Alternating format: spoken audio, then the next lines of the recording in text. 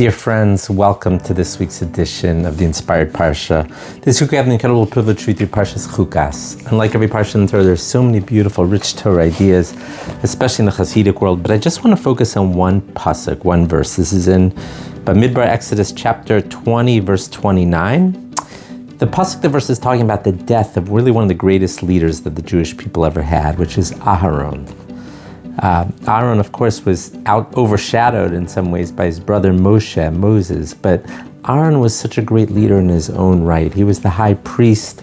He was known to be an Ohev Shalom Berodev Shalom, someone who loved peace and wanted to pursue peace. He was the very first Kohen Gadol, the first high priest in the temple. So here's what the pasuk says. The pasuk says, "Vayar kol ha'eda," all the congregation saw ki nava Aaron. Aaron had passed away.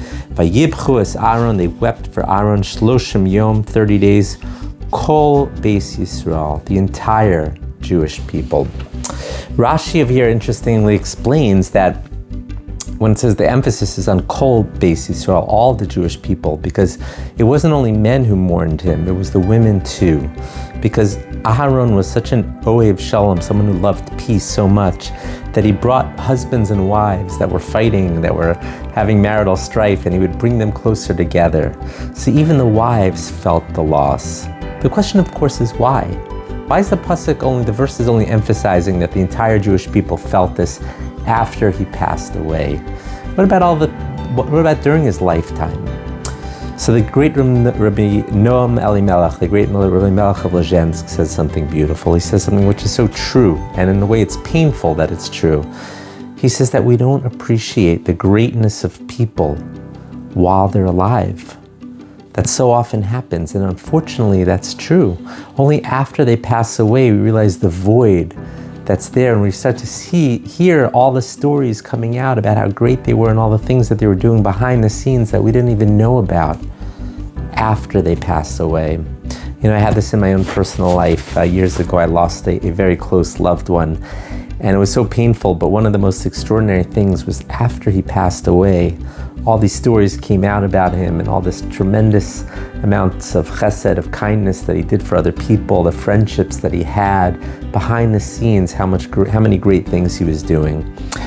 That's the truth. That's how there's so much more to a person sometimes that we see during their lifetime.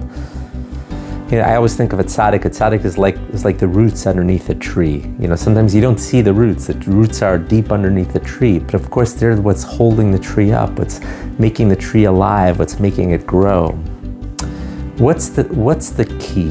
What's the lesson to learn out from this? Try to appreciate our great ones. Try to appreciate our loved ones, the people around us, the people who influence us, our leaders. Try to appreciate them while they're alive.